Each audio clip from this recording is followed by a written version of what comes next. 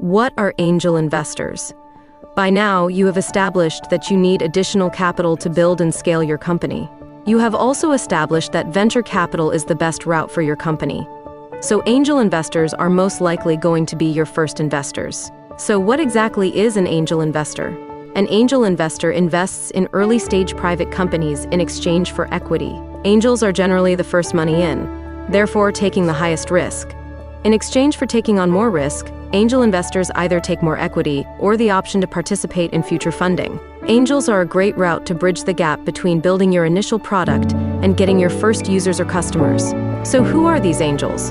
They are typically well-connected, wealthy individuals who invest their own capital. Angels can invest at any amount, but we usually see around $100,000 and below. All sales of investors are generally pretty upfront with the size of checks that they write. Hopefully, you are getting an introduction from a previous founder they've invested in, or a mutual contact that can fill you in on how the investor likes to invest. Because angels might be your first real capital raised after bootstrapping and friends and family, you should remember the overall value that they can bring to your company. Angel investors can not only bring in capital, but also expertise and industry connections in early funding. Think about it. If you're building an enterprise software as a service or a SaaS company, that is, software as a service company, it would be great if your angel investor had ties with other enterprise SaaS companies. For example, Salesforce, SAP, or an enterprise you are going after.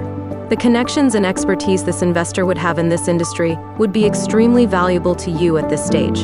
You will hear me say this a lot throughout the course, that you should always be thinking of your next round, not just what you are currently raising. The investors you bring in early on can set the path for investors you bring in later. So what are angel investors looking for when they invest in companies? In other words, angel investors are looking for solid founders, a product that addresses a huge market opportunity and the potential to be a fast-growing, scalable business. In what stage should you start pitching angel investors?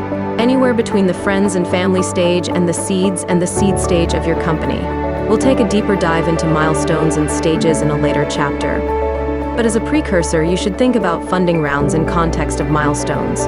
Your friends and family round is the idea phase. You have done some early building and have early data points to support your thesis. Your angel round is at the product phase. You need capital to build and take the initial product to the market and test early product market fit. In conclusion, angel investors can be your earliest supporters if you're building a viable product that has great market potential.